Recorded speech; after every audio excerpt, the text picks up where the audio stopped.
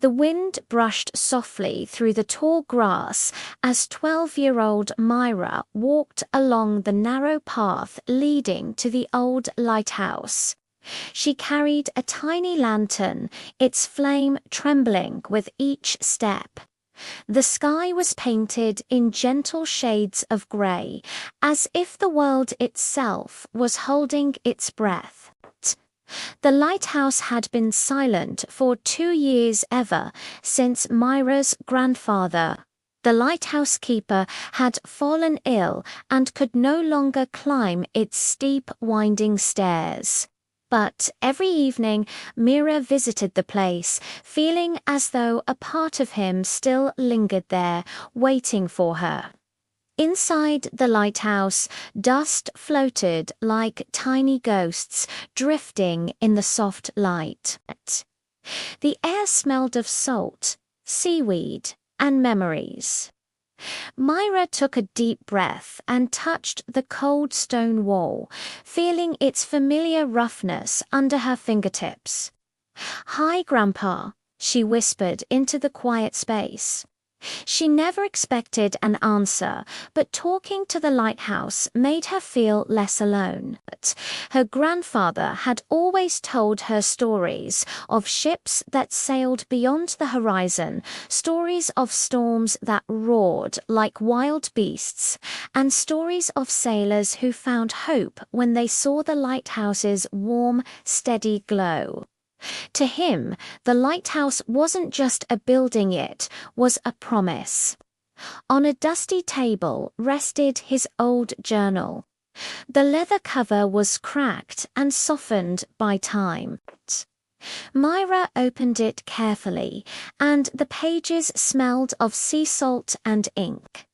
She had read the journal dozens of times, but she loved returning to his handwriting, which was always so steady and strong.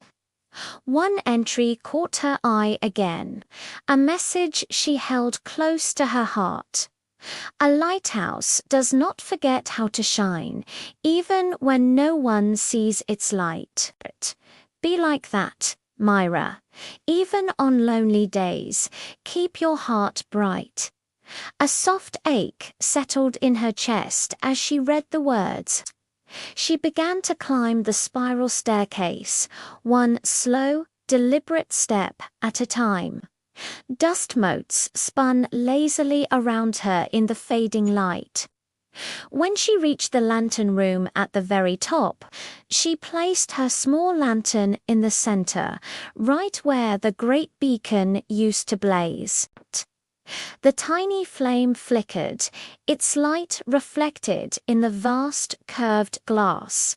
"It's not much," she murmured, "but it's something." She sat with her knees pulled to her chest, staring out at the endless sea. Waves rolled in and out like gentle breaths from the world's lungs. She wished she could hear her grandfather's humming a soft, comforting tune he always sang while polishing the lighthouse lens. The silence felt so much heavier without it. Suddenly, Myra noticed a fishing boat far out at sea. The sky had darkened quickly, and a faint fog was beginning to creep across the water.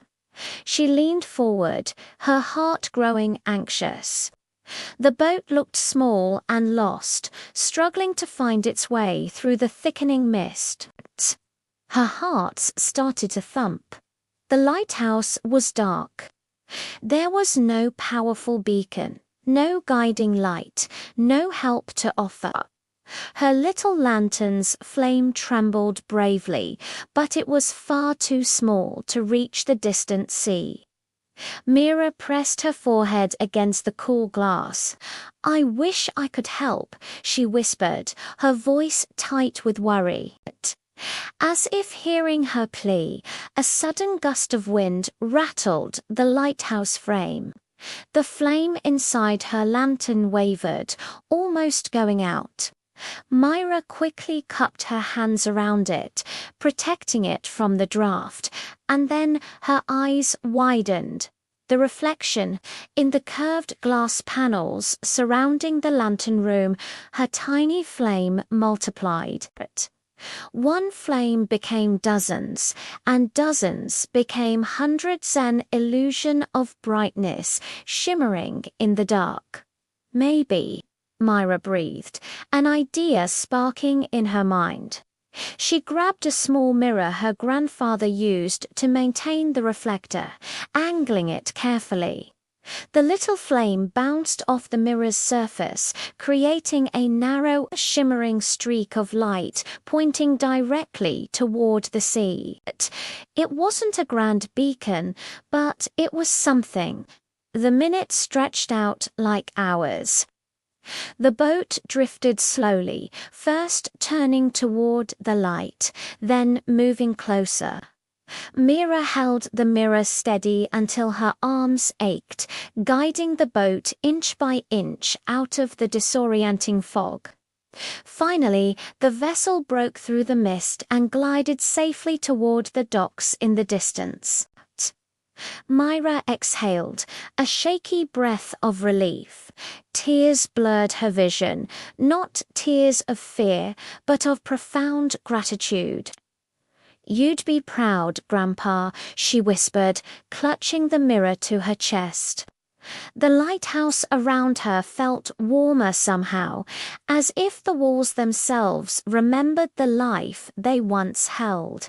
She could almost imagine her grandfather standing right beside her, smiling his gentle, loving smile. She carried her lantern back down the winding stairs and placed it on the small wooden table. Its soft light filled the room with a comforting amber glow. "Even a small light matters," she said aloud, echoing his words from the journal. As she left the lighthouse, she looked back one last time.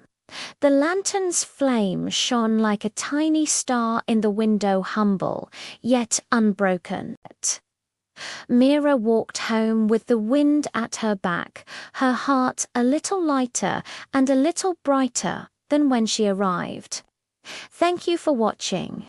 If this story touched your heart, don't forget to like and subscribe for more.